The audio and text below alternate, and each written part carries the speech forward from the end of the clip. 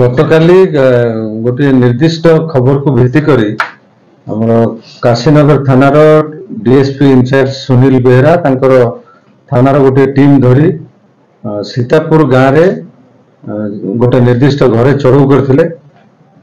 ଆମ ପାଖରେ ଖବର ଥିଲା ଯେ ସେ ଘରେ ବିପୁଳ ପରିମାଣରେ ବିସ୍ଫୋରକ ସାମଗ୍ରୀ ଗଚ୍ଛିତ ଅଛି ଏବଂ ବାଣ ତିଆରି ସାମଗ୍ରୀ ଗୁଡ଼ିକୁ ରହିଛି ଏବଂ କିଛି ପ୍ରସ୍ତୁତ ହୋଇସାରିଥିବା ବାଣ ମଧ୍ୟ ସେ ତାଙ୍କ ଘରେ ମହଜୁଦ ରଖିଛନ୍ତି।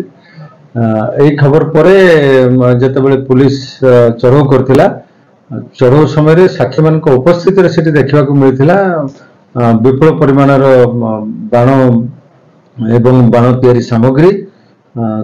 ତାକୁ ସାକ୍ଷୀମାନଙ୍କ ସାମ୍ନାରେ ସେଗୁଡ଼ିକୁ ସେଠି ଘଟଣାସ୍ଥଳରେ ଜବତ କରିଥିଲେ।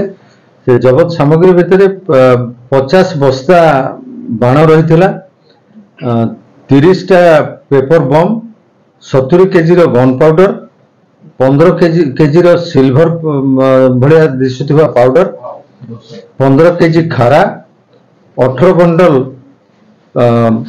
ପେପର ରୋଲ, 2ଟା ବଡ଼ ସାଇଜର ସ୍ପାର୍କଲ ଏବଂ 3ଟା ବଡ଼ ସାଇଜର ହ୍ୟାଣ୍ଡମେଡ୍ ସୁତୁଲି ବମ୍ ଥିବା ବଡ଼ ବଡ଼ 3ଟା ବ୍ୟାଗ।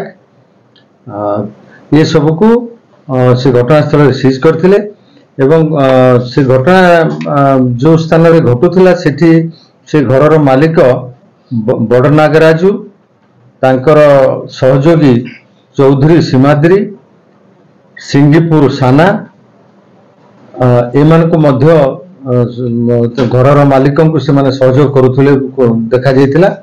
से समस्त को बीएनएस धारा 288 एवं Indian explosive act 9B section अनुजाई घटनास्थल गिरफ्त करा जाइथिला एवं समानकु पुलिस स्टेशन को अना जाइथिला सीज होइथिबा सामग्री मानक सहित।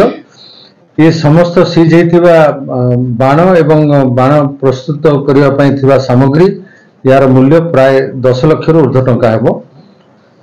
आज से आसामी मानकु कोर्ट चालान करा जिवो एवं मजिस्ट्रेट को पाखरु आमे प्रेयर करी ऑर्डर आनिबो से सब को डिस्ट्रक्शन करिया।